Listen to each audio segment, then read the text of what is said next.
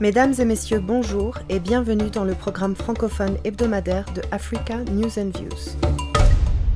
Le mercredi 3 juin, le président et le délégué général du Festival de Cannes ont annoncé une sélection officielle dotée d'un label 73e Festival de Cannes, même si ce dernier n'a pas eu lieu.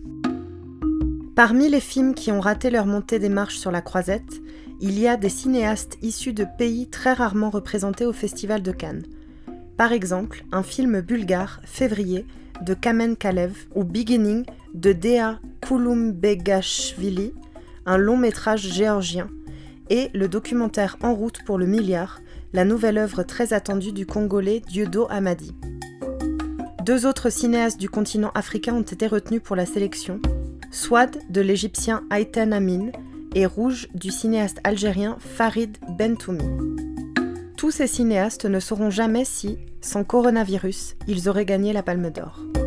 Ayant refusé une édition en ligne cette année, il n'y aura ni de compétition, ni de prix. Néanmoins, pour faire exister les films jugés dignes de cette 73e édition qui n'a pas eu lieu, le président Pierre Lescure et le délégué général Thierry Frémaux ont décidé d'établir quand même une sélection officielle.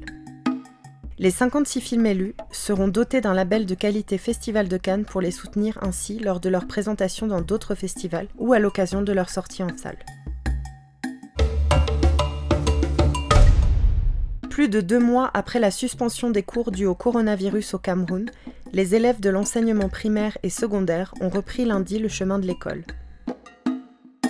Les cas de coronavirus sont toujours en augmentation au Cameroun, qui a enregistré plus de 6100 infections et 197 décès. En Tanzanie, universités et lycées ont également rouvert leurs portes ce lundi, malgré le peu d'informations sur les chiffres exacts de la propagation du coronavirus dans le pays.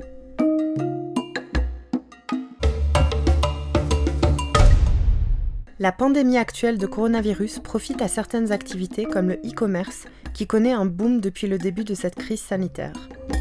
Des produits alimentaires de base aux grands matériaux, tout y passe. Les entreprises de commerce en ligne ont le vent en poupe depuis que la pandémie de coronavirus a réduit les mouvements des personnes et même des biens. Des centaines de sociétés ont été créées et d'autres ont vu leur chiffre d'affaires grimper de manière exponentielle. L'activité, qui a progressé de manière significative au cours de ces dernières années, reste tout de même confrontée à de nombreux obstacles. Un nouveau projet, dont le but est de donner à l'Afrique une connexion Internet digne de ce nom, intitulé To Africa, a été mis en œuvre. Le projet est de doter le continent africain d'un câble sous-marin de 37 000 km de long. Pour y arriver, 8 entreprises vont devoir se serrer les coudes et mettre en harmonie leurs domaines d'intervention respectifs. Des géants des télécoms et d'Internet ont été sollicités pour la circonstance. Des drones sont désormais au service de l'agriculture et des mines en Côte d'Ivoire. Cette évolution technologique concerne notamment dans ce pays les contrôles des stocks et les rapports de croissance qui se faisaient à pied. Cela prédit donc un bel avenir quant aux drones dans ce domaine, la simplification des opérations étant considérée comme leur point fort. Une révolution qui pourra davantage être valorisée avec des drones produits localement en raison de leur faible coût. Ils seraient ainsi plus accessibles.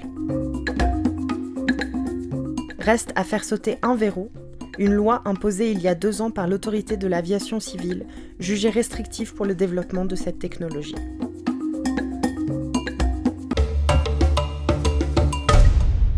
Steven Wamukota, un jeune Kényan de 9 ans, a utilisé du bois pour suspendre un jerrycan d'eau et créer une pédale permettant de distribuer de l'eau et du savon, ainsi que d'éviter tout contact. Il avait dit à sa mère que les installations de lavage des mains disponibles dans sa ville exposaient les gens au coronavirus par contact.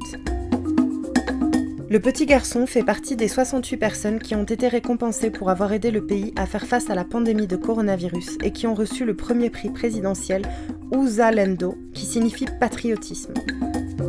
La communauté des internautes kényans a manifesté sa joie pour le garçon, surtout sur Twitter.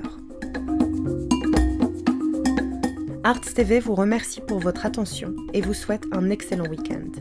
Prenez soin de vous. Marianne Coallo, Addis Abeba, Éthiopie.